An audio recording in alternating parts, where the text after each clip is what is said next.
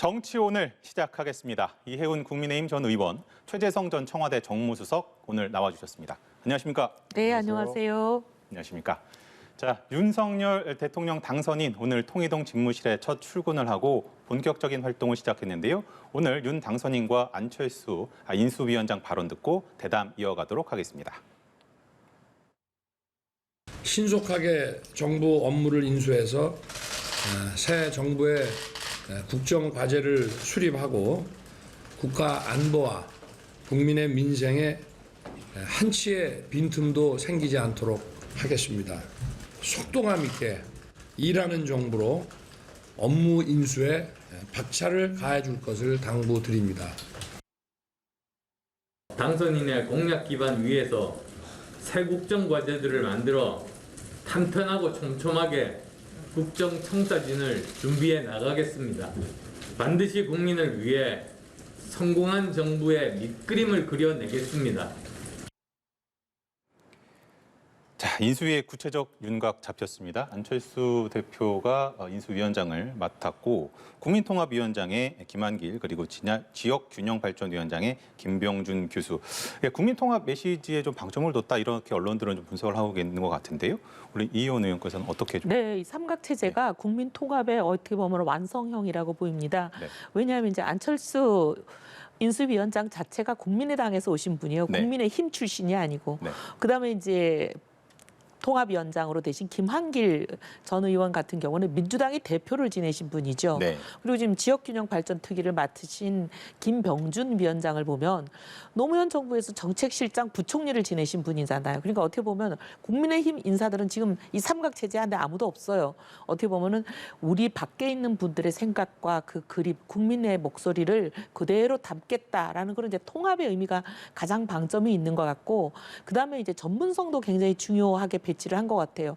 특히 지역균형발전위를 맡으신 우리 김병준 위원장 보면 지역균형발전에 대해서는 뭐 대한민국 넘버원이라고 할 만큼 자타가 공인하는 대표적 전문가잖아요. 네. 그러니까 이게 전문성도 상당히 이제 확보가 된 거고, 그다음 또 저는 굉장히 중요한 게 이게 어떻게 보면 윤석열 캠프 때부터 계속 이 인사들이 만들어온 그림이기 때문에 이게 일관되게 추진되는 거, 공약이 그대로 실행되는 어떻게 보면 일관성을 상당히 나타내준다 이렇게 보고 있습니다. 우리 최 의원께서는 어떻게 평가하십니까? 사실 이제 그렇게 생각을 할 수도 있는데. 결국은 이제 국민 통합의 실질적인 내용이 무엇이냐의 문제거든요. 네. 그래서 우선 이제 인수위 같은 경우에는 사실 공약을 이제 변경하는 그런 일을 조금 주로 할 수밖에 없습니다. 보니까. 왜냐하면 당장 소상공인 50조 지원하는 거 국채 발행 없이 불가능하거든요. 네. 그런데 윤석열 당선자는 후보 시절에 그것을 지출 구조 조정으로 하겠다 그랬는데 그건 불가능한 겁니다. 이렇게 또 공약이나 뭐 정책들이 사실은 이제 설리고 막 던지기 식으로 했던 것들이 많거든요. 소요 예산만 해도 이제 수백조 들어가는데 이것을 어떻게 이제 현실적으로 교정할 것이냐, 이제 이런 작업을 주안점을 두고 하게 돼 있습니다. 그런데 사실상 지금 공동위원장과 같은 인수위 체계거든요. 네. 부위원장에 이제 권영세 의원이 가셨지만요. 그러면 거기서도 또 내부적으로 의견들을 좀 조율하고 합치하는 과정들이 만만치는 않을 것이다. 이런 생각이 들고요. 그다음에 균형발전도 사실 자치분권 차원의 여러 가지 숙제들이 있는데 그건 무엇보다도 대통령의 철학이 굉장히 중요한 거거든요. 이거 쉽지 않은 일이에요. 그런데 사실 자치분권이나 균형발전에 대한 철학이나 이런 것들이 사실 후보 시절에는 전혀 보이지가 않거든요. 그래서 이 문제도 어떻게 할 것이냐. 그냥 김병준 위원장 혼자 한다고 될 문제냐. 그다음에 이제 김한길 국민통합위원장 같은 경우에는 실질적으로 뭐 컨텐츠가 없어요. 지금 뭐 제시한 게 없잖아요, 그냥.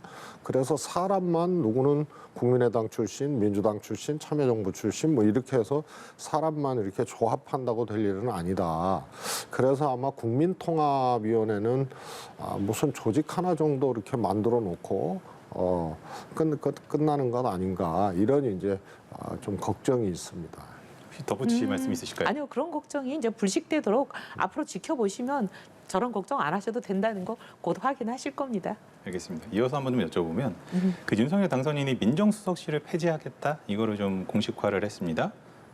뭐 사직동 팀은 있을 수 없다 이렇게 말씀을 하시면서 이게 제왕적 대통령제를 탈피하겠다 이렇게 좀 이해를 하면 되겠습니까? 그렇죠. 그동안 이제 대통령의 대통령제의 폐의 중에 하나가 사정기관을 완전히 장악한 민정수석실이 어떻게 보면 이제 정적이라든지 정치적 반대 세력에 대해서 조사라는 이름으로 또는 이제 정보 수집을 한다는 미명하에서 각종 어떻게 보면 불법적인 행위들 그리고 탄압 이런 것들이 있어 왔잖아요. 이제 그런 것들을 하는 아예 근원이 되는 민정수석실 자체를 없애버리겠다. 근데 대신 민정수석실이 하던 업무 중에서 국민을 감시하고 통제하는 그 기능은 없애지만 네. 대통령과 대통령 주변에 있는 친인척들 그리고 청와대 고위 공직자들 이런 분들을 감시 통제하는 기능까지 없애면 안 되니까 그거는 2014년 박근혜 정부 때 사실은 생겼다가 문재인 정부 와가지고 완전히 없어졌던 특별감찰관 제도를 다시 부활시켜서 국민에 대한 통제 감시를 완전히 제로로 만들고 대통령과 그 친인척 주변에 있는 고위공직자에 대한 감시 통제는 완전히 강화하는 그런 새로운 시대를 열겠다 이렇게 말씀하고 있는 거죠. 이와 동시에 이제 그 공수처의 독점적 수사 권한은 축소하겠다라는 또 의지도 밝히셨는데 전체적으로 어떻게 들으셨습니까? 우선은요, 민정수석실은 수석을 폐지하겠다는 걸로 들립니다. 그런데 민정수석실 기능이 인사검증이 하나 있고요. 그 다음에 이제 고위공직자, 공직기강, 또 친인척 관리 이제 이런 업무들이 있는데요. 수석실 자체를 통으로 폐지하겠다는 것으로 들리지는 않고요. 비서관 정도로 이렇게 하지 않겠나. 그 업무를 어디 갖다가 붙일 데가 없거든요. 그 다음에 이제 국민을 감시하고 이런 건데 민정수석실에서는 그런 일을 안 합니다. 과거 정권에서는 했죠. 그래서 문재인 정부에서는 아예 대국민 상대로 한 어떤 업무 자체가 없습니다. 그거는. 그래서 마치 무슨 국민을 사찰하고 감시하는 듯한 그런 걸로 얘기하는 거는 그거는 사실과 매우 동떨어진 거라서 결론적으로 저 민정수석실을 통째로 폐지했을 때 친인척 문제라든가 인사 검증 문제라든가 공직기강 문제라든가 이것을 어디서 할 것이냐 그렇게 봤을 때는 완전 통째 폐지는 아니지 않느냐 이제 이런 생각이 들고요. 그러면은 왜 비서관 정도로 낮추거나 혹은 뭐 통째로 폐지하겠다 그러면 뭐 저는 모르겠습니다. 그게 타당한 것이고 가능한 일인지 가사 그렇게 된다 하더라도 그러면은 결국은 검찰이 더 강력해지는 거 아니냐. 검찰 출신, 검사 출신 대통령이고요. 그 다음에 이제 한동훈 이 검사장 같은 경우에는 제가 보기엔 100% 중앙지검장입니다. 그러면은 검찰은 달리 이렇게 이 소통하고 뭐 이렇게 할 필요가 없지 않느냐 이런 생각이고요. 그다음에 참여정부나 문재인 정부는 검찰 파견을 안 받았습니다. 예. 그래서 오히려 검찰 출신 대통령의 어떤 자신감 이런 것이고 거꾸로 얘기하면 검찰이 거의 무소불위를 넘어서서 더 강력한 검찰 왕국으로 가지 않겠느냐 이런 생각이고요. 공수처도 마찬가지입니다. 이제 막 출범했는데 공수처 권한을 검찰에게도 주겠다고 하면은 그거는 이제 검찰한테 가는 거예요. 그럼 공수처가 사실상 무력화되기 때문에 권위주의 정권 시절에도 없었던 일을 후보가 얘기를 했거든요. 예산의 독립, 그리고 인사의 독립, 그다음에 법무부 장관 수사지휘권. 이거는 무소불위 세계 최고의 강력한 힘을 갖고 있는 검찰에 대한 뭐 실효성이 의심될 정도의 최소한의 장치였거든요. 네. 그것도 없애고 민정수석실에 통째로 없어든 수석만 폐지하든 간에 이것은 결국은 검찰 장악에 대한 어떤 자신감, 그래서 정상적인 기능들을 사실상 오히려 조금 절름발이 좀 뭐라 그럴까요? 좀 편중되게 이렇게 가서 검찰 왕국으로의 회귀를 예고하는 거라고 저는 봅니다. 검찰법 강화를 말씀하셨어요. 근데 이제 아까 뭐 한모 검사를 검찰총장에 임명해가지고 오히려 민정수석실을 없애고 더 검찰을 강화해서 검찰에 이제 그 거의 공화국을 만들 것이다 이렇게 말씀을 하셨는데 그럴 수가 없는 게 그렇게 할 것 같으면 민정수석실이라는 게 있어야지 그런 일이 가능하죠. 예. 왜냐하면 대통령이 그 바쁜 업무 속에 검찰총장과 일일이 대화하거나 지시하면 이 또 우리 국민들이 그거 다 아실 텐데 그래서 그런 것을 피해가는 하나의 우회로로 민정수석실이라는 걸 둬서 대통령의 의중을 검찰에 전달하면서 검찰을 쥐락펴락했던 게 우리 과거 구태 아니겠습니까? 근데 그것을 아예 고리를 검찰과 대통령의 연결고리를 인 민정수석실을 없애버리겠다 하는 거니까 그렇게 뭐 검찰을 대통령이 쥐락펴락하겠다 이거와는 정반대의 방향이고 그다음 공수처 문제는 지금 이 정권이 그렇게 많은 국민들이 반대하고 하는데도 공수처를 밀어붙인 결과 지금 국민들이 공수처의 성적표를 빤히 보고 계시지 않습니까? 네. 아니 기소도 제로예요. 구속도 제로예요. 그럼 여태까지 그 많은 예산을 쓰고 그 인력을 가지고 심지어 검찰, 경찰로부터 고위공직자 수사는 아예 독점적으로 자기들이 이관해서 가져갔잖아요. 그래놓고 검찰도 수사 못하게 하고 경찰도 수사 못하게 막아놓고 본인들은 아무 실적을 못 내고 그러면 이게 고위공직자들 덮어주는 기관밖에 더 되겠습니까? 그런 공수처는 필요 없다. 그래서 공수처의 역할을 제대로 할 수 있는 그런 역할을 오히려 강화하겠다. 고위공직자 비리에 대해서는 그게 공수처라는 이 무능하고 지금 굉장히 문제 있는 행태로 수사도 굉장히 부실 수사고 이 실력이 미달이라는 게 너무 국민 앞에 드러났잖아요. 이렇게 실력 미달, 부실 수사를 하고 어떻게 보면 편파적이고 대통령 편이 돼서 고위 여권 인사들을 덮어주는 그런 어떻게 보면 방패막이로 전락해버린 이런 공수처는 이제 완전히 개편하겠다 이런 얘기죠. 최현님 말씀하고 다음 예, 공수처가 뭐 여권을 덮어줬다 그러는데 그럼 윤석열 후보 관련된 것에 대해서 검찰로 다시 보내거나 혹은 또 기소를 하지 아니하거나 이런 거는 어떻게 설명할 수 있나요? 그러니까 무능이죠, 그래서 부실이고. 아니 말씀 좀 그런데요. 듣겠습니다. 예. 그런데 무소불위의 검찰권의 고위공직자 수사권만 이제 갖고 온 거란 말입니다. 그럼 검찰에 대한 그러면 수사는 누가 하냐? 과거에는 검찰이 했어요. 기소도 검찰이 하고. 네. 그러니까 뭐 피의사실 공표죄나 이런 걸로 검찰이 이제 고발 내지는 고소를 당해도 전부 다 이제 면죄부를 준 거거든요.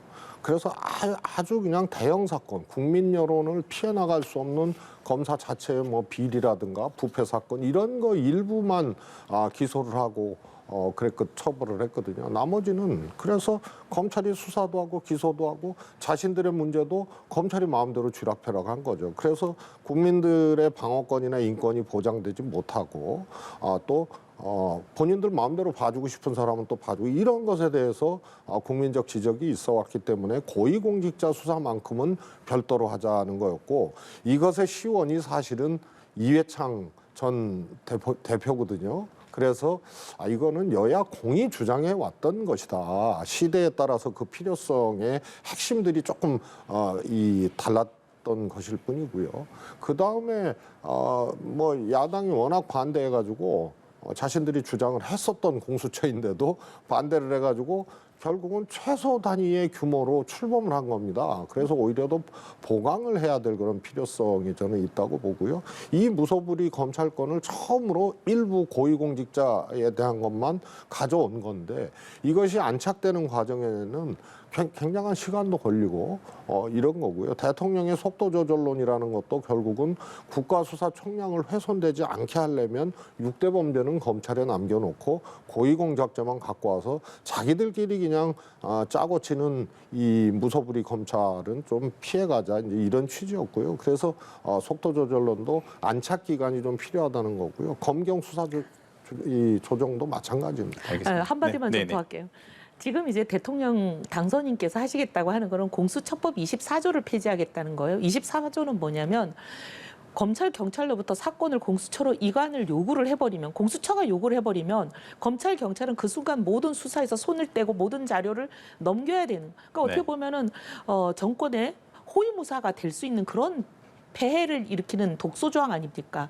그래서 이제 검찰이나 경찰도 공수처의 그런 수사 방해로부터 어떻게 보면 독립권을 보장받아야 되는 거 아니에요. 그래서 검찰, 경찰의 수사를 방해하고 독점권을 행사할 수 있는 그런 공수처의 권한을 없애는 것이지 공수처 자체를 아예 없애가지고 지금 뭐 검찰, 경찰의 수사를 방해하겠다 그게 아니잖아요. 그러니까 전혀 얘기가 다른 얘기인데 이제 어떻게 보면 국민들이 오도될 수 있는 말씀을 좀 하시는 것 같아서 부연 설명을 했습니다. 조금 사실과 조금 다른 건데요. 우선은 국민 여론이 굉장히 높았죠. 공수처 설치에 대해서. 그래서 국민들이 뭐 반대했다 이런 것은 사실과 조금 다른 얘기고요. 그 다음에 고위공직자 수사권에 대해서 다 여기저기 놔두면 조직과 예산 이런 것들이 뒷받침이 되는 검찰이 더 세질 수밖에 없죠. 그래서 그거는 고위공직자를 수사하는 공수처를 독립시키겠다는 거는 바로 그 점이거든요. 그런데 수사를 가져오는 게 그것을 뺏어온다고 표현하는데요. 인지를 해서 진행하고 있을 수도 있거든요. 그것에 대해서 이 독립된 기구인 공수처에서 갖고 올 수 있는 권한인데 만약에 그런 것들이 없어지면요.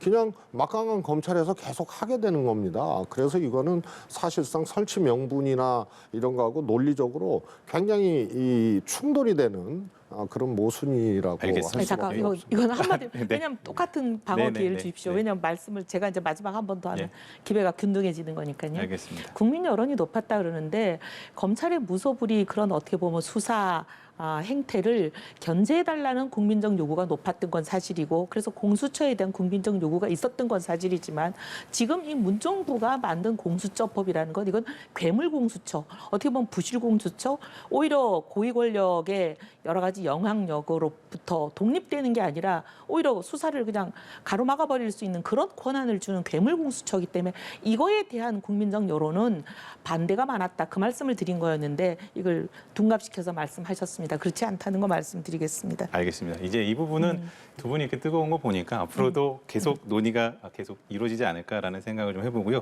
이제 시간이 좀 한 2분 정도 남았는데 1분씩만 발언 기회를 좀 드리려고 하는데요. 일단은 그 이의훈 의원께 좀 여쭤보면은 문재인 대통령이랑 윤석열 당선인의 회동이 뭐 임박했다 이런 관측이 나오는 것 같아요. 이르면 내일 얘기도 나오고 모레 얘기도 나오는데 이때 이제 언론들은 그 이명박 전 대통령 특별 사면 얘기가 있지 않겠느냐 이렇게 관측을 하는데 가능성은 어느 정도 보십니까? 근데 사실 돼야죠. 왜냐하면 문 대통령이 결자해지 차원에서 풀고 나가셔야 문 대통령이 국민 통합을 저해한 대통령으로 역사의 평가에 남지 않습니다. 분명히 박근혜 대통령을 사면하실 때 문 대통령이 뭐라 그랬냐면 국민 통합 차원에서 한다 그랬거든요. 네. 근데 죄나 이런 거에 대해서 국민적인 생각이 다르다 하더라도 이거는 국민 통합 차원에서 하는 거다 그렇게 말씀하셨는데 이명박 대통령의 형량 보다 박근혜 대통령의 형량이 훨씬 세요.